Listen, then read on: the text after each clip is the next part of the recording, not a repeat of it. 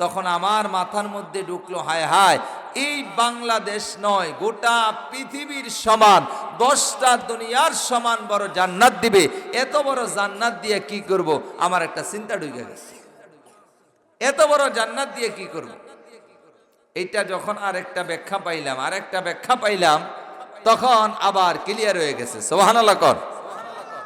ব্যাখ্যাটা হলো এই যে আমরা মানুষ, এই পৃথিবীর জমিনে মানুষ এসেছে 3 ভাবে।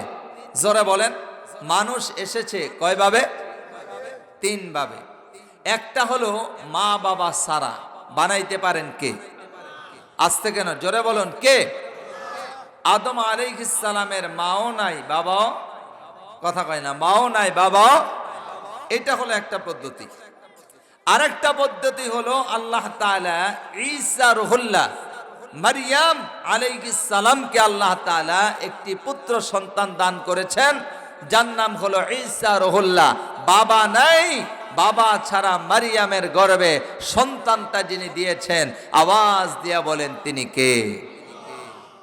হযরত জিবরাইল আমিন একটা পেয়ালা নিয়া, হযরত জিবরাইল আমিন একটা পেয়ালা নিয়া মারিয়ামের সামনে, গোসলখানার সামনে হাজির। ডাক দিয়া বলে, মারিয়াম, আল্লাহ পাক সিদ্ধান্ত নিয়েছে তোমাকে একটা সন্তান দান করবে। মারিয়াম বলে, সর্বনাশ, আল্লাহর সিদ্ধান্তটা কেমন সিদ্ধান্ত? দুনিয়ার সিদ্ধান্ত, দুনিয়ার সিস্টেম হলো বিয়ে শাদী হয়, তারপরে বাচ্চা হয়। আমার তো বিয়ে শাদী হয় না, এমনকি আমার বিয়ে শাদী হয় নাই, এমনকি কোনো পুরুষ আমাকে স্পর্শ করে নাই, আমার সন্তান হবে কিভাবে? হযরত জিবরাইল আমিন বলেন, এটা আল্লাহর সিদ্ধান্ত।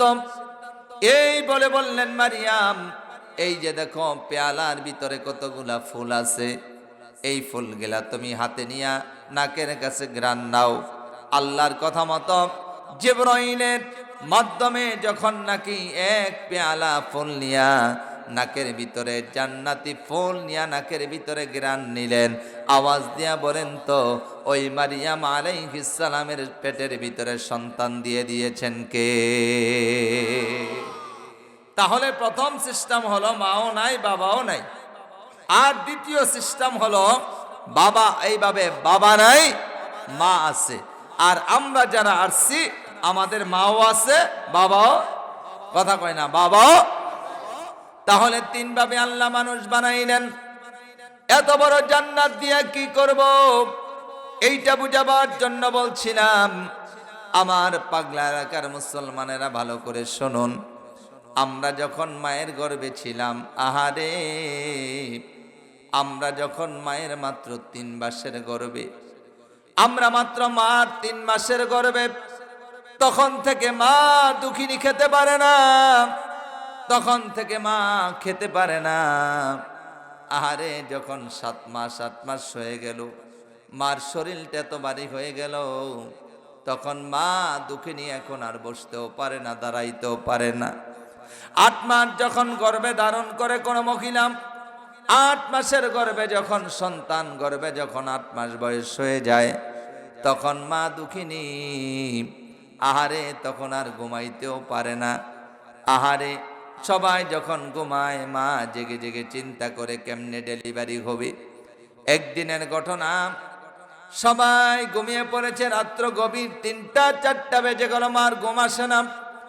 হঠাৎ করে যখন মার ঘুম আসছে, আমরা মার কলিজার মধ্যে এমন জোরে লাথি মেরেছি, মার ঘুমটা তখন ভেঙে গেছে। মার ঘুমটা ভেঙে যাওয়ার পরে বাবা দেখে মা বিছানায় নাই, লাটটা জ্বালায় দেখে মা দুঃখিনী ওয়ালের সঙ্গে মাথা লাগায় কান্দে। বাবা ডাক দিয়া বলে, কি হয়েছে তোমার, কান্দো কেন? আমরা যে মার কলিজা টুকরায় লাথি মেরেছি, এই কথাটাও কিন্তু মা বাবার কাছে বলে নাই। আমি যেই কথাটা বুঝাইতে চাইলাম, যখন প্রসবের সময় হয়ে যায়, আমরা যখন দুনিয়াতে আসব, ফেরেশতারা ডাক দিয়া বলে, ও আল্লাহর বান্দা, মার পেটে আর থাকা যাবে না। আমরা বললাম, তাহলে কি করতে হবে? 10 দুনিয়ার সমান বড় জান্নাত দিয়ে কি করব বুঝাবার জন্য বলছি। এবার ফেরেশতা বলে মার পেটে আর থাকা যাবে না। আমরা বললাম তাহলে কোথায় যাব? ফেরেশতা প্রথম আমাদেরকে শোনাইলেন, এখন তোমরা দুনিয়াতে যাবা, এখন তোমরা দুনিয়াতে যাইবা।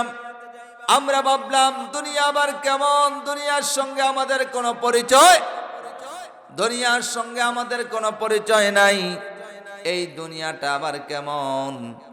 আমার বন্ধুগণ, দুনিয়াটা আবার কেমন, দুনিয়া কেমন এইটা কিন্তু আমরা বুঝি নাই। আমরা ভেবেছিলাম মায়ের পেটের চাইতে বড় জায়গা মনে হয় আর পৃথিবীতে নাই। মায়ের পেটটাই আমাদের কাছে বড় মনে হয়েছে। আল্লাহর বান্দা যখন দুনিয়াতে আগমন করলেন, প্রসব হয়ে গেল, আমরা যখন দুনিয়াতে আসলাম, পুরা দুনিয়া দেখি নাই, শুধুমাত্র গড়টা দেখলাম।